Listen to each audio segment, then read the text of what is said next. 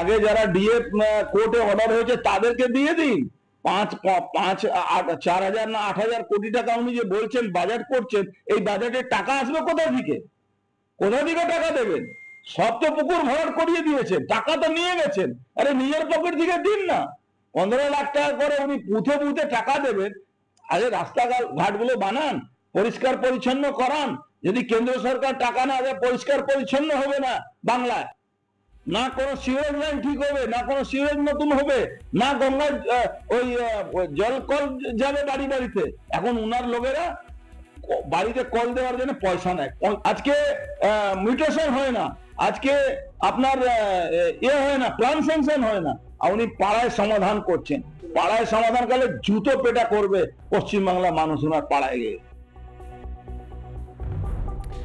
অর্জুন সিং বলছেন এত টাকা আসছে কোত্থেকে, রাস্তাঘাট বানান, এইসব করলে তো মানুষ জুতো পেটা করবে। আমার বক্তব্য হচ্ছে আমার আপনার পাড়ার কোন সমস্যাটা এই বুথ ভিত্তিক যে ক্যাম্প হবে সেই ক্যাম্প থেকে লোক এসে সমাধান করতে পারবে? আপনি বলুন। আপনার দুর্নীতি হচ্ছে, আপনার ছেলে বা আপনার মেয়ের ফিউচার সিকিউরড নয়, আপনার ছেলের জন্য রাজ্যে কোনো শিল্প আসছে না, নতুন কোনো শিল্পের কর্মসংস্থান হচ্ছে না, কোন সমস্যার সমাধানটা আপনার পাড়া থেকে বুথ থেকে সমস্যার সমাধান করা সম্ভব হবে? আর যদি এইভাবেই বুথ থেকে সমস্যার সমাধান করা যায়, তাহলে কাউন্সিলরদের কি ভূমিকা? কাউন্সিলরদের কি ভূমিকা? ধরুন আপনার বাড়ির পাশে কোনো বেআইনি কনস্ট্রাকশন হচ্ছে, আপনার পাড়ার সরু গলিতে কোনো সুউচ্চ বিল্ডিং হচ্ছে, গায়ে গায়ে বেআইনি নির্মাণ হচ্ছে। আপনার কি মনে হয় 10 লাখ টাকা দিয়ে যে টিম তৈরি করেছেন মমতা বন্দ্যোপাধ্যায়, সেই টিম এসে নিরপেক্ষভাবে তৃণমূল কংগ্রেসের দাদাগিরি গুন্ডাগিরি থামিয়ে আপনাকে সুবিচার এনে দেবে? আপনার মনে হয়? ধরুন আপনার অ্যাপার্টমেন্ট বা আপনার ফ্ল্যাটের পাশের ফ্ল্যাটে কোনো বাংলাদেশি জাল ভোটার আইডি কার্ড বানিয়ে বা জাল নথি দিয়ে এখানে থাকছে, নাম ভাড়িয়ে একটা হিন্দু নাম নিয়ে এখানে থাকছে, যেরকম দেখলাম আমরা সোদপুরে হলো অদিতি পাত্রর কেস।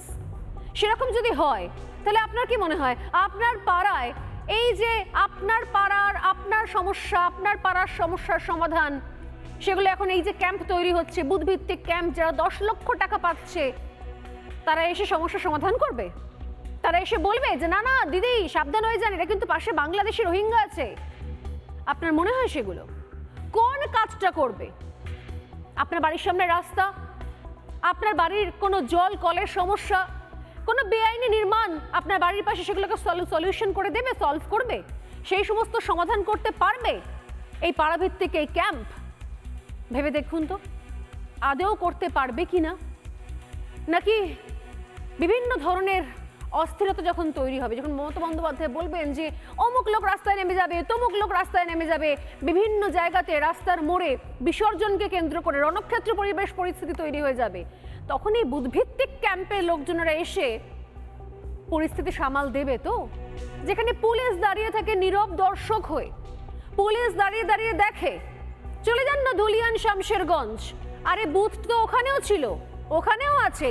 10 লাখ টাকা কিন্তু ধুলিয়ান শামশেরগঞ্জ, যেখানে হিন্দুরা বাড়িঘর ছেড়ে পালিয়েছেন, যেখানে হিন্দুদের বাড়িঘরে আগুন লাগিয়ে দেওয়া হয়েছে, 10 ঘন্টা ধরে পুলিশকে ফোন করার পরও পুলিশ আসেনি, সেই এলাকার বুথেও তো 10 লাখ টাকা যাবে।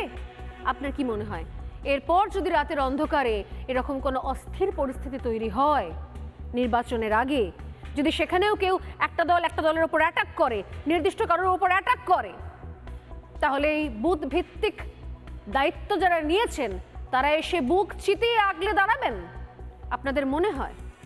কি মনে হয়? তাহলে কিসের জন্য মমতা বন্দ্যোপাধ্যায় এই সুন্দর প্রকল্পটা লঞ্চ করে দিলেন ঠিক ইলেকশনের আগে আগে?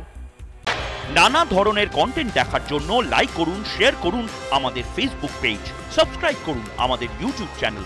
পাশাপাশি অন্যান্য ব্রেকিং নিউজের জন্য অবশ্যই চোখ রাখুন রিপাবলিক বাংলায়।